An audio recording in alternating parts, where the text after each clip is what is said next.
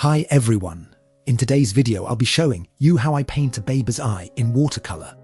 Before we get started, let's take a quick moment to look at the reference and break it down. To achieve a realistic and natural portrait, there are two main things I focus on. The first is the light direction. When the light and shadows are done right, your painting is already 70% of the way there. Second, I pay attention to the color, temperature of the reference. To simplify things, I usually think of it in three main categories: red leaning, blue leaning, and yellow leaning. And of course, it's also important to pay attention to the highlights. I'll start with the first wash on damp paper. I'm using a mix of yellow ochre and Indian red to paint the eyelid area.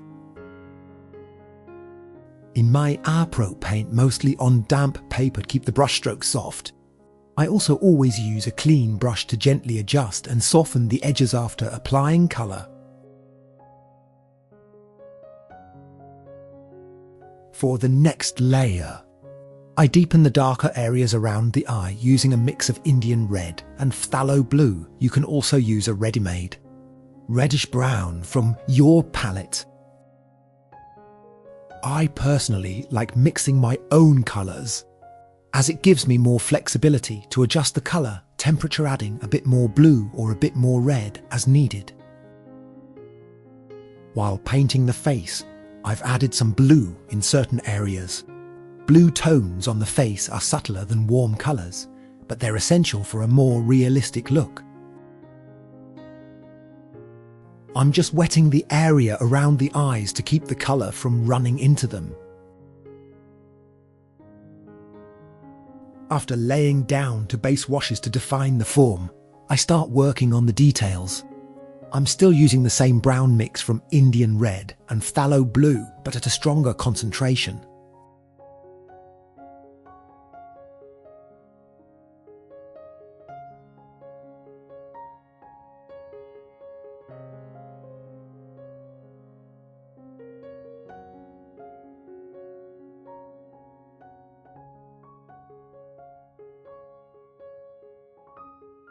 For the highlights in the pupils, you can use masking fluid. I don't use it myself. I just carefully paint around them. It can be more challenging without masking fluid, but I find it easier to integrate the highlights naturally into the eyes.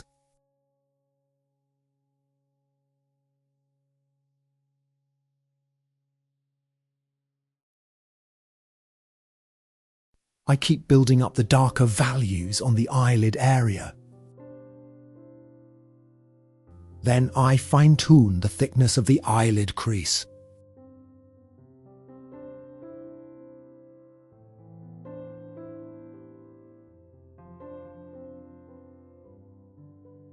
As I mentioned at the beginning of the video, paying attention to color temperature is essential.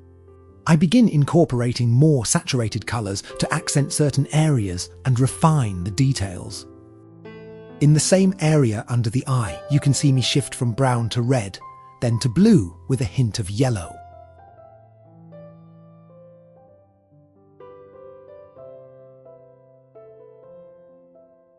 I add a little red under the eyelid to indicate the shadow.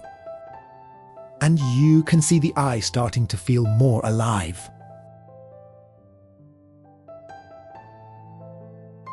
At the bottom of the pupil, I add red on the right.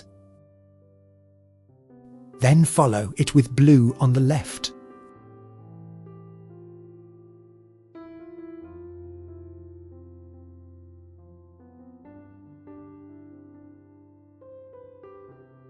I keep adding depth to the details by working into the midtones.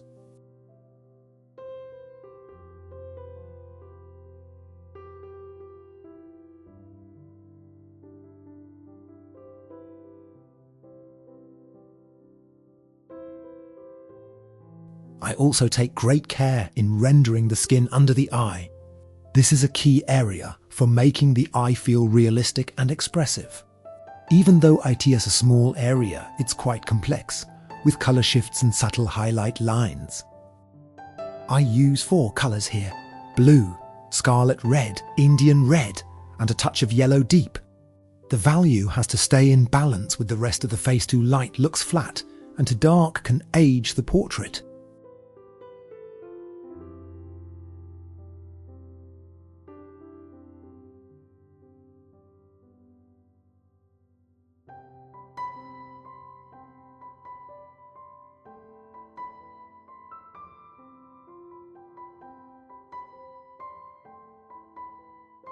I usually paint the eyelashes on damp paper and then let them blur. It gives a more natural look. I'm not painting each individual lash, just suggesting their presence.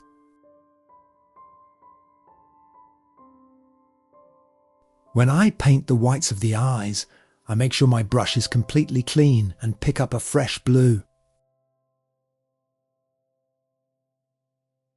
The eye is in a good place now, but I'm still working into it a little.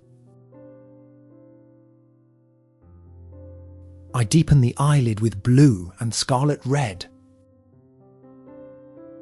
and add a touch of colour just to the right of the highlight to give the eye more curvature.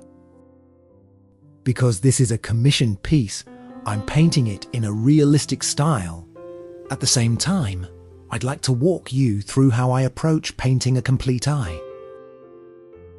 Personally, I don't think watercolour is best suited for realism the way oil paint is. Once you understand the technique and get the structure right, I encourage you to paint more loosely and suggestively instead of adding too much detail. That approach makes the painting feel more open, fresh, and light, which is where watercolour really shines. Thank you for watching. I hope you enjoy practicing. If you have any questions, feel free to leave a comment or message me on Facebook. The link is in the description.